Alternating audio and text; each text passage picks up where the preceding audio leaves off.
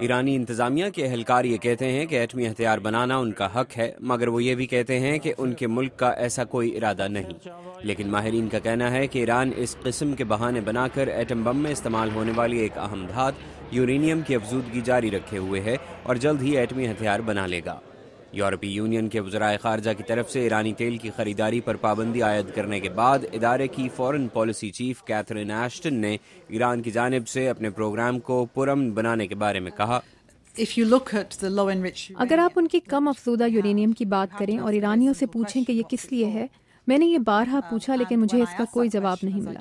Mark Fitz Patrick کا تعلق London کے international institute for strategic studies سے ہے۔ وہ کہتے ہیں کہ ایران ایٹمی ہتھیار بنانے کی صلاحیت حاصل کر چکا ہے، مگر وہ فوراً ہتھیار نہیں بنا سکتا۔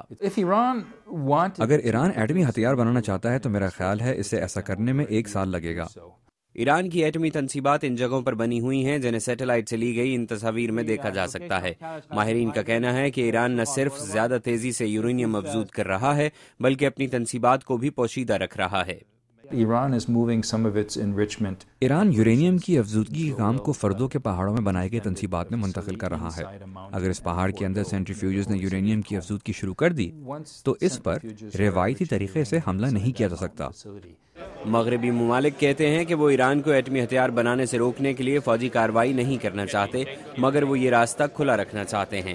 امریکی صدر براک اوباما نے اپنے اسٹیٹ آف دی یونین خطاب میں بھی ایسا ہی اشارہ دیا۔ اس میں کوئی شک نہیں ہونا چاہیے کہ امریکہ ایران کو ایٹمی ہتھیار بنانے سے روکنے کے لیے سنجیدہ ہے، اور میں اس کے لیے ہر قسم کے اقدام پر غور کر سکتا ہوں۔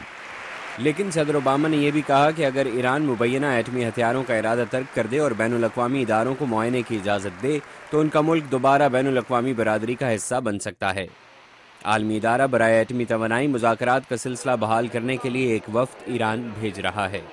مبصرین کا کہنا ہے کہ ایرانی رہنماؤں کو ابھی بھی ایٹمی ہتھیار بنانے سے روکا جا سکتا ہے، مگر بعض تجزیہ کار یہ بھی کہتے ہیں کہ چاہے ملٹری سٹرائکس بھی کر لی جائیں، شاید ایران کو روکنا ناممکن ہو۔